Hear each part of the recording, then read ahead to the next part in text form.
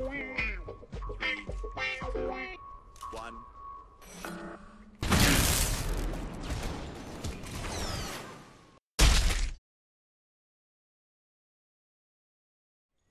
Alright guys, today is going to be a serious video for once in my life, because we live in a world with a lot of free-to-play games, and a lot of them have really shitty free-to-play models.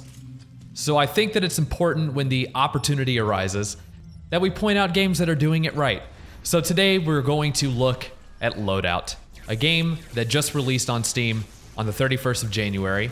It had been in beta for well over a year, maybe a year and a half to 2 years, I forget. I played it off and on. I uploaded one video, and that was almost a year ago. And it has changed a lot since the last time I played it. And I honestly believe that the game has turned out great. So I want to go over its free-to-play model and also do an overview of the gameplay and how everything works. So let's start off with the free-to-play model and talk about the currencies. So you have space bucks and bloots. So the paid-for currency is space bucks. It is used to buy clothes and taunts, avatars that go next to your name inside of a lobby, extra weapon and loadout slots, and also to buy booster packs for experience and bloots. And bloots are the currency that are used specifically for weapon purchases and upgrades. So you buy extra attachments to make your guns as ridiculous as possible, and then as you level up those attachments for the guns, then you are able to also use bloots to buy upgrades to make those attachments better in the long run. So having these two currencies, I feel, is their best decision that they've made, because there used to only be one. Space bucks was the only currency, and it was earned by buying them or playing the game, and everything was tied in together. But I think that having the two different currencies for cosmetic shit and then weapon crafting evens the playing field better than anything else that you could do. You know, despite the fact that you can still buy a boost that will get you twice the bloots in a match, that's a fair trade-off. And actually, the way that bloots are handed out is very interesting. And I actually didn't know it until today, but the way that they're handed out is almost completely even across everybody, no matter if you win or lose or if you play terribly or very well. In a game, you get 500 bloots just for playing the full match length, and that's the bloot count that everybody earns. And then you get very minor performance and victory bonuses. Even in games where I got somewhere between 30 and 40 kills, I believe my bonus was only in the 50 or 60 bloot range. And you only get 50 for winning the game, 20 for tying, and then obviously none for losing. But I believe that the idea of giving everybody basically the same amount of currency just for being in the game for the full match length, they're trying to promote the fact that their game is meant to be casual and meant to be fun. You can make a weapon that's incredibly stupid and you probably know is going to fail, but you can go in and you can still earn the same amount of currency as everybody else and still be on the same playing field and still be able to upgrade your weapons and buy new attachments to make even dumber weapons down the line. And I really like that idea. And I'm glad that I noticed that. I couldn't believe that it took me until today. I've put like 15 to 20 hours into the full release, and I just now noticed that they have been giving everybody the same amount of currency no matter how they do in the game.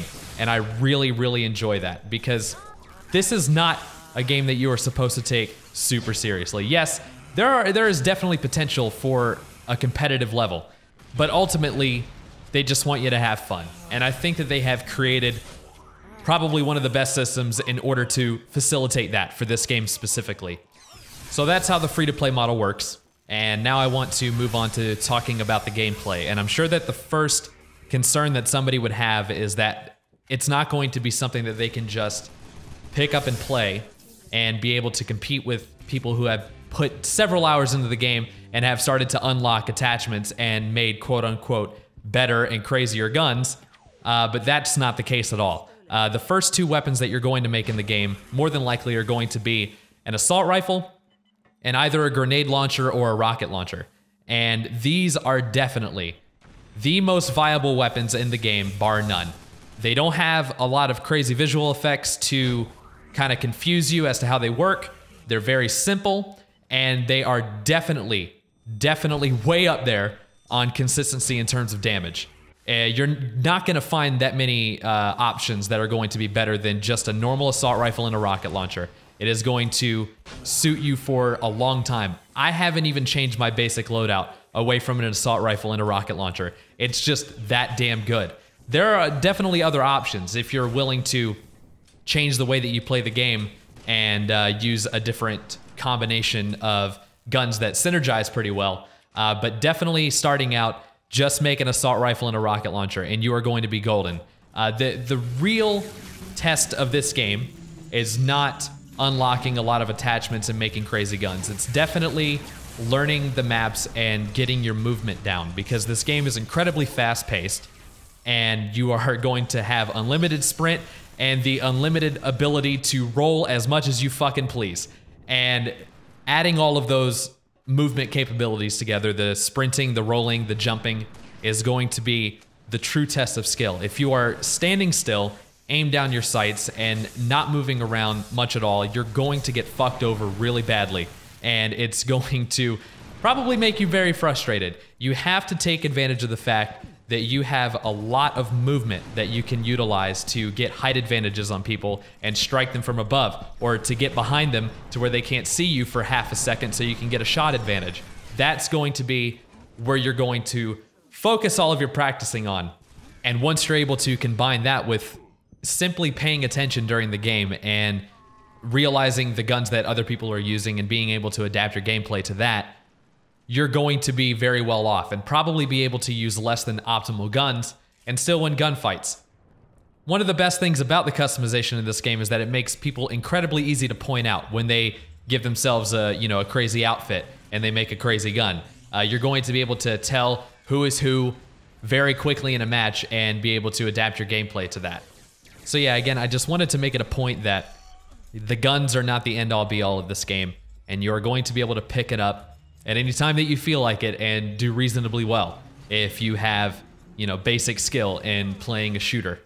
But I think I've talked about the guns enough. I'm gonna move on and explain the game types and also give a couple of points of feedback that I think would be decent changes to the game, in my opinion. Obviously, I'm not a game designer, so, take what I have to say with a big fucking grain of salt.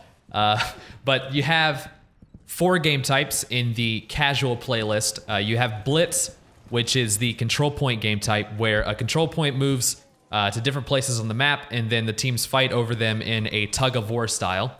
You have Death Snatch, which is the kill confirm game type. You kill a person, they drop a vial, you have to pick it up to confirm the kill, and you can also deny kills from the enemy to where they do not gain score.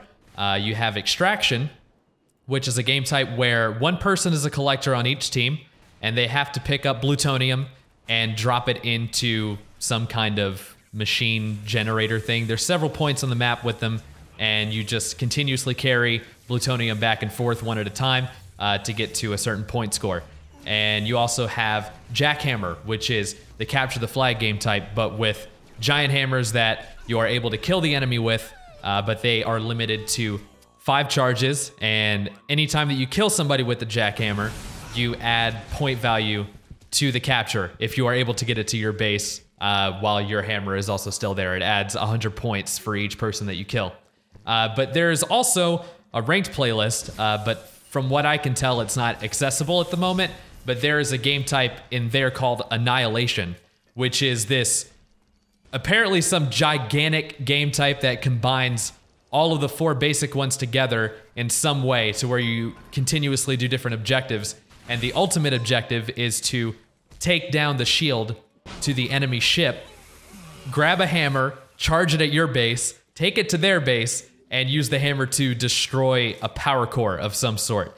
I'll link you to a video where they explain it, but as far as I can tell, when I'm on the game, it's not accessible at the moment. I'm not sure why. There just may be some kind of issue, but I don't know if that's going to be something that's only limited to the competitive playlist, or if it's something that will also go to the casual. I have no idea. It sounds incredibly ridiculous and like it would take a long time, but I honestly have no idea. I've only just seen the video explaining how the game type works. So those are the game types, and now I wanted to go into the couple of points of feedback that I had, starting with the extraction game type. So at the moment, I've run into a problem in a few games where people are either unknowingly or on purpose not collecting plutonium, and it slows down your team drastically, and there's no way to fight against it. The only way for a collector to change in the game is if the enemy kills them, and then it moves on to another player that's alive. I feel that it would be fair to everyone if there was a timer system by which you had to collect a piece of plutonium, say 15 to 20 seconds. If you go that long without collecting a piece, then you just blow up, just explode. I think it goes with the comedic fashion of the game, and it's also very forgivable. If you look at an extraction map as the collector, there's a shit ton of plutonium, and there are definitely a lot of capture points as well. There is just no shortage. You can't go anywhere without finding plutonium. So there really is no excuse for going 20 seconds without collecting a piece.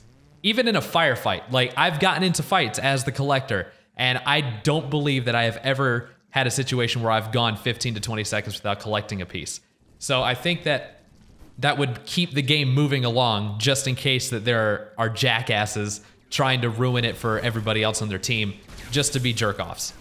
And the second point that I wanted to make was about customization. So there's a system by which you can put attachments on a gun and not actually buy them. You can test them first against a few NPCs that are just, you know, either sitting or running. And the way that it works right now is that there are certain unlocks that are hidden behind other unlocks in a tech tree. So for example, with the scopes, you have to first buy the 1.5 optical zoom in order to get access to the 3 optical zoom. And when it's hidden behind that, you're also not allowed to test it. You have to buy the 1.5 optical zoom first before you can access the 3 and test it. And I think that we should at least be able to test it. I understand the idea of it being locked behind the 1.5 and you have to buy it first before you can get access to the 3. But I still think that we should be able to test it out on a gun before making that investment with our currency. I just think that that's fair. Unless there is a compelling argument that tells me to shut the fuck up. I don't know. I just think that I should be able to test out any item in the game and be able to determine if I want to go through that whole tech tree to unlock that thing that I want. But hey, we're done. That's all I have to say. You understand the basics of this game. Hopefully you try it out. Of course, it's free, so you have no excuse if you have a PC. Try this game. It is very fun. Don't take it too seriously. Just have a good time and twerk your socks off. Thank you for watching. I will see you later.